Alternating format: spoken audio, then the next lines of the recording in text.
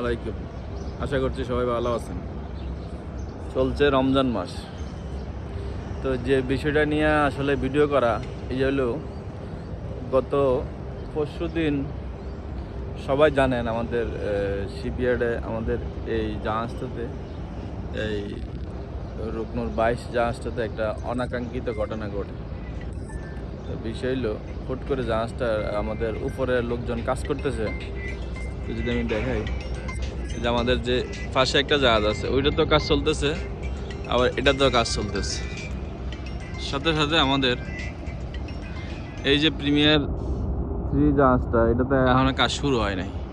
তো বিষয় হচ্ছে আমাদের এই জাহাজটা, যে এই যে দেখেন বিশাল এই জাহাজগুলো, অনেকে ভিডিওটা করার উদ্দেশ্য ছিল, অনেকে কমেন্ট করছেন ভাই কিভাবে এই দুর্ঘটনা ঘটলো।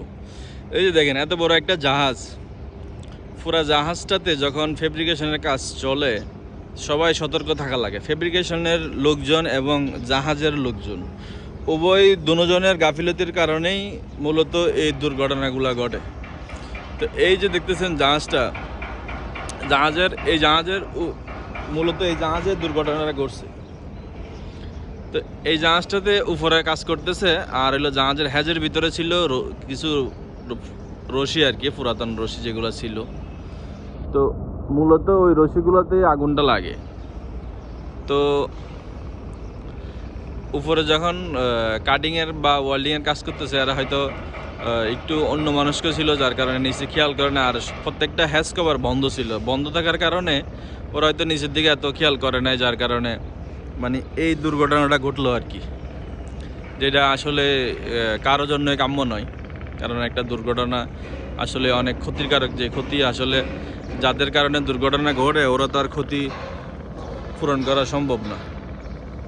তো যেমন এই যে জাহাজটা, এত বড় জাহাজ, তো সবাই দেখছেন জাহাজটা বিশাল একটা জাহাজ। তো এই জাহাজটাতে কাজ করতেছে, অ্যান্ড সবসময় সতর্ক থাকে, কিন্তু হঠাৎ কোন সময় যে শয়তানে বা অসতর্কতার একটা আসে এটা বলা যায় না। তো ওই জন্য ভিডিওটা করা আর কি। সবাই অনেকে বলতেছেন যে ভাই এত অবহেলা করে কাজ করেন কেন, বা আরেকটু সতর্ক হইতে পারতেন। সতর্ক আমরা সবসময় থাকি, সতর্ক থেকেই আমরা ইনশাল্লাহ কাজ করি।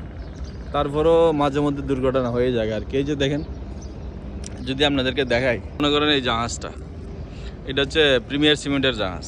তো এখন এই জাহাজটাতে যে দেখেন কি অবস্থা, এই যে জাহাজের তলায় যে প্লেটগুলো, সবগুলো প্লেট চেঞ্জ হবে, হয়তো এটার ভিতরে কিছু রাখা যাবে না, কিন্তু এইগুলোতে তলার কোনো কাজ নাই। ওই জন্য টুকিটাকি জিনিসপত্র হ্যাজের ভিতরে রাখে উপরে কাজ করতে হয়। তো এই যে দেখেন, এই যে মোটামুটি লম্বা আছে জাহাজ, খারাপ না। দেন এই জাহাজের আন্ডার ওয়াটারের কাজ বেশি, মানে তলার প্লেটের কাজ অনেক বেশি। তো এটার ভিতরে আর কিছু রাখা যাবে না, সবই আউট করে ফেলতে হবে, এই যে সব কিছু বাইরে করে ফেলতে হবে। তো এখন তো মনে করেন সব জাহাজে এরকম যেগুলোতে তলার কাজ থাকে না ওগুলোর ভিতরে টুকিটাকি মালামাল রাখে, আর যেগুলোতে কাজ নাই, যেগুলোতে তলার কাজ থাকে না এগুলোতে মোটামুটি মালামাল তেমন রাখা হয় না, রাখে আর কি। আর যেগুলোতে তলার কাজ নাই এগুলোতে তো রাখে, ওইটাতে মাঝে মধ্যে একটু সমস্যা হয় আর কি। তো যাই হোক, সবাই হয়তো বুঝতে পারছেন আশা করি। তো সবাই ভালো থাকবেন, আল্লাহ হাফেজ।